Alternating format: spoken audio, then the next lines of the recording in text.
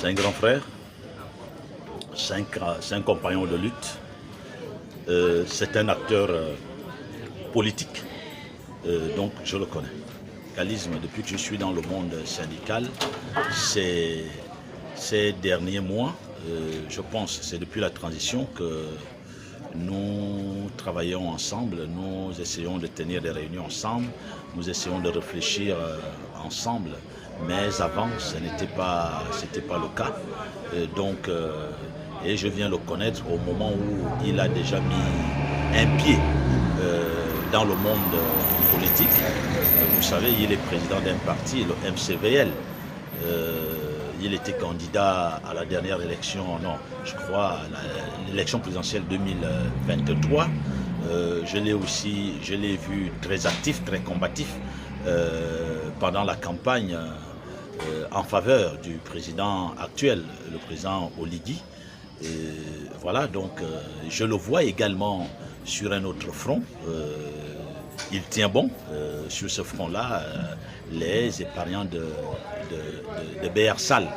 Hein, je pense que c'est lui qui mène ce combat-là depuis bientôt, en tout cas un peu plus, bientôt 10 ans. Hein. Il ne lâche pas et je crois qu'il est tenace. Moi j'apprécie ce côté-là, des gens qui ne lâchent pas, des gens qui sont optimistes et qui croient en ce qu'ils font. Parce que moi-même je suis de ceux-là, quand je m'engage à fond et j'admire ce côté de lui. Il ne lâche pas, il est sur ce dossier et je pense vivement que ces épargnants trouveront le sourire dans ce combat et si cela arrivait, je crois qu'il aura remporté le plus dur des combats qu'il aura menés pendant sa période d'activité. Personnellement, je ne connais pas, mais je sais qu'il est président d'une confédération qu'on appelle le CAP. Et je crois qu'il était aussi candidat aux élections présidentielles. Aux activités syndicales, bon, je sais, Emmanuel Vemba, je ne le connais pas précisément parce que je n'ai jamais vu dans les vrais combats qui concernent les travailleurs. Je ne l'ai jamais vu dans les vrais combats où les travailleurs sont submergés, où les travailleurs sont levés. Jamais.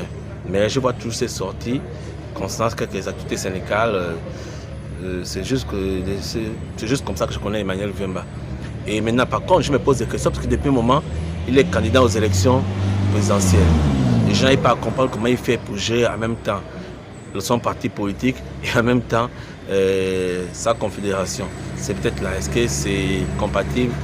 Peut-être que à travers mon message, j'apprendrai quelque chose. Mais sinon, dans les vrais combats, je ne le connais pas vraiment. Du sang du camarade président Emmanuel Vemba, vraiment, je peux prendre des encyclopédies, des tomes de livres pour parler de lui, particulièrement en matière syndicale, parce que je ne l'ai pas connu sur le plan politique, mais je le connais particulièrement sur le plan syndical. Et pour dire de façon succincte que c'est l'une des icônes en matière syndicale que j'ai pu connaître. Emmanuel Vemba, je l'ai connu en 2012. 2012, lors de la négociation entre l'ARESGA, qu'il dirigeait, et le gouvernement par l'entremise de son Premier ministre, Raymond Boursier. Nous étions en négociation en 2012 au niveau du ministère de la Planification. Et donc, puisqu'il y avait beaucoup de situations un peu conflictuelles entre les travailleurs et le gouvernement, donc il a été organisé une assise en la demande du camarade Vemba et le gouvernement en a accepté. Donc du coup, c'est là-bas que je l'ai connu. Mais quand je l'ai connu, à ce moment-là, je n'étais pas encore syndicaliste.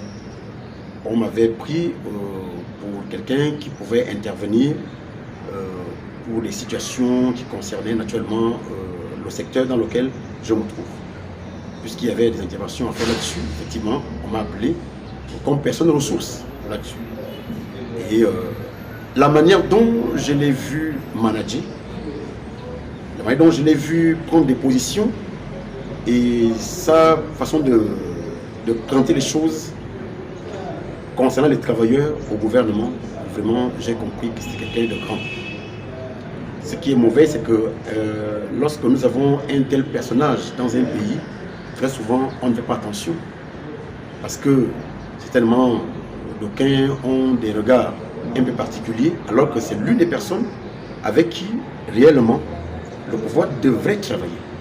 Parce qu'il est quelqu'un de très conciliant, quelqu'un de véridique. Il ne connaît pas le sens de l'hypocrisie. Ce qu'il a dans le cœur pour les travailleurs à l'endroit du gouvernement, il sait le dire en temps et en heure. Donc il n'est pas de ceux-là qui passent par les méandres, ou alors ils vont moucharder derrière, ou alors rechercher quelque chose quelque part parce qu'il veut vous démontrer qu'il est en train de faire la défense des travailleurs. Non, il défend réellement les travailleurs. Il les défend. C'est l'une des personnes qui défendent réellement les travailleurs dans ce pays. Mais le comble est que dans notre pays, effectivement, comme je l'ai dit, est-ce qu'on voit ce genre de personnes? Est-ce qu'ils ont réellement besoin de ce genre de personnes? On ne sait pas. On peut faire avec ceux qui ne sont pas véritablement axés sur le plan des débats sur ce qui concerne les travailleurs.